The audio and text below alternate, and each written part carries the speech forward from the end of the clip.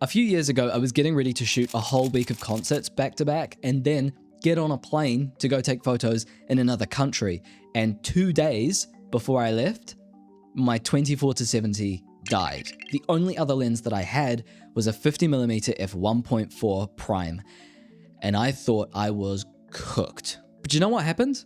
I took really great photos, some that I'm still proud of today, and I learned a really important lesson, and I never ended up replacing that 24-70. So what exactly is it then that makes a fast 50 so great, and why do some pro photographers shy away from them while others swear by them? Let me explain with the help of what I think is the new value king for fast 50s, the Viltrox 50mm f1.4 Pro, which I took out at night in the rain to do some street photography. A lot of photographers reckon that 50mm is the closest lens to what our eyes see in real life, and a lot of other photographers really strongly disagree with that idea.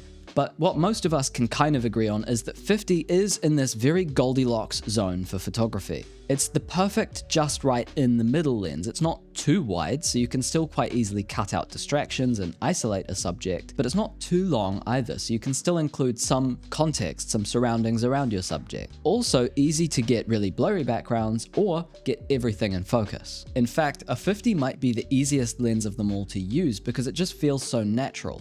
You might think that that's why it was the default kit lens for so long, but that's actually mostly just because it was cheap to make. A 50 was my first lens ever, this one that came with my camera, and I think a lot of other photographers started with 50mm too. And when you start to get more advanced, a lot of the time it's natural to buy more lenses and experiment with different focal lengths and kind of graduate from the 50. But when I finally got a higher end 50mm lens, my mind was blown. My eyes fell out and rolled around on the floor, and my photos actually did get better. Sorry, minimalists. How come? The first really big advantage to a more pro 50 is that you can get a faster 50. When people say a lens is faster, it basically just means that the aperture number is lower, meaning the lens can open up wider so that you can let more light into the lens. I guess faster because you could use a higher shutter speed. Now this new Viltrox Pro lens is f1.4, which is really fast, and it means you can get loads of light into the lens for low light photos, but it also means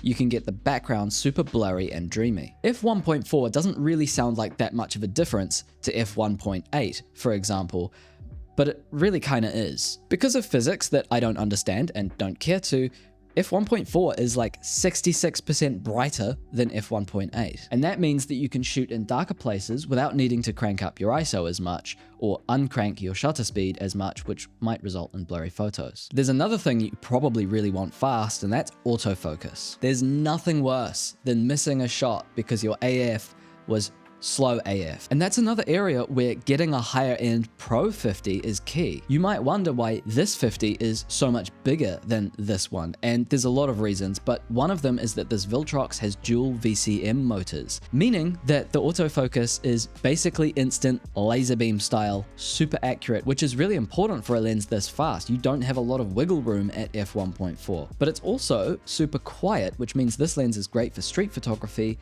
and video. Speaking of video and focus, it's not just the speed that's important with a fast 50. Doesn't matter how fast your car is if you can't keep it on the track.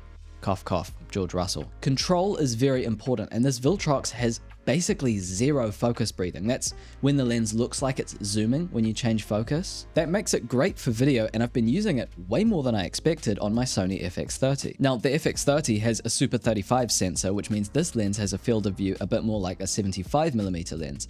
And that means you need to be much further away than I'm usually used to. But luckily, another area where this Viltrox stands out as a Pro 50 is its minimum focus distance. It's only 45 centimeters. And that means I can get really cool close-ups like this without needing to break out the diopters. But all of that is about specs and not about what it's like to use, and I think that that's actually more important nowadays. I think way more important than all the impressive numbers is how a lens makes you feel, how much it inspires you to go out and shoot. There's never a number on the sales page that tells you how effective a piece of gear is at getting your bum to leave the sofa, but I really wish there was. And a really well-made fast 50 like this Viltrox Pro lens has a really high couch escape rating.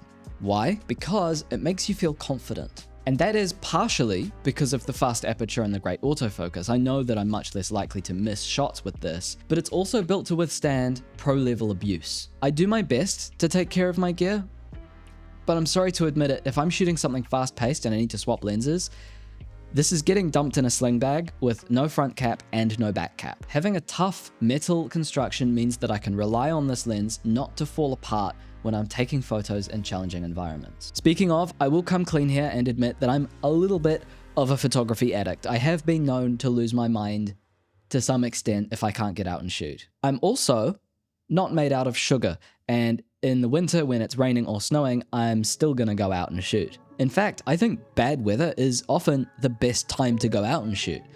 In Hollywood, they spray the roads down with water to make them look more dramatic on purpose. And that is where weather sealing comes in pretty handy. I can't tell you how many times I've been a little bit too brave with my gear and ended up killing something. That's actually how that 24-70 died. But that's not a problem with a Pro 50 like this Viltrox because it's weather sealed. I don't recommend throwing it into the ocean or anything, but it is nice to have that confidence boost when you're out in the rain and you don't have to worry about it getting wet. Now I know what you're thinking. Hunter, that's all well and good, but isn't the most important quality in a lens the image quality? Well, yeah, but also no. When we talk about image quality, a lot of the time we fixate on like zooming into 200% and pixel peeping and looking at the corners to see how sharp a lens is. But in my opinion, sharpness is only one part of a bigger picture.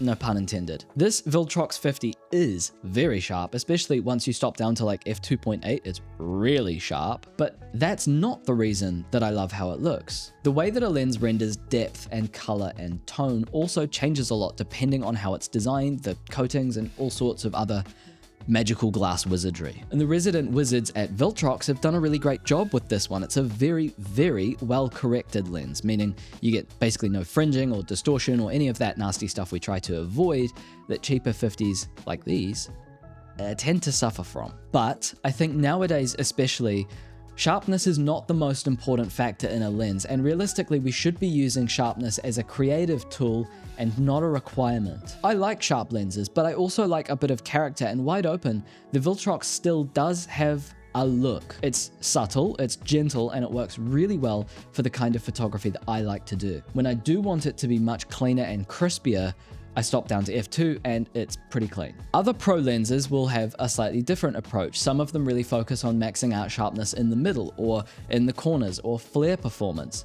And I think that Viltrox have really struck a Goldilocks balance here. There's one more really important reason that I think every photographer should get their hands on a pro level 50mm lens like this Viltrox. And it's not the customizable function button, it's not the declickable aperture, and it's not even the USB-C port for firmware updates. It's not the brilliant build quality, or the great autofocus, or the price, which is really good by the way. It's that this lens is so much fun. I've been using some form of 50mm 1.4 lens for basically ever, and the reason that I keep going back to it is because every time I leave the house with a 51.4 attached to my camera to go take photos, I end up having a great time. And there's nothing more effective, not a lens, not an SD card, not a camera attachment or a preset, that's more effective at making your photos better than being in a really good mood and enjoying yourself while you're out there taking them.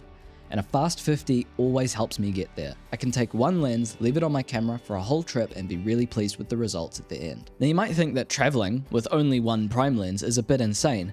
There's a lot more reasons that I do it than you might think, so watch this video next where I'll explain. Stay hydrated and create art.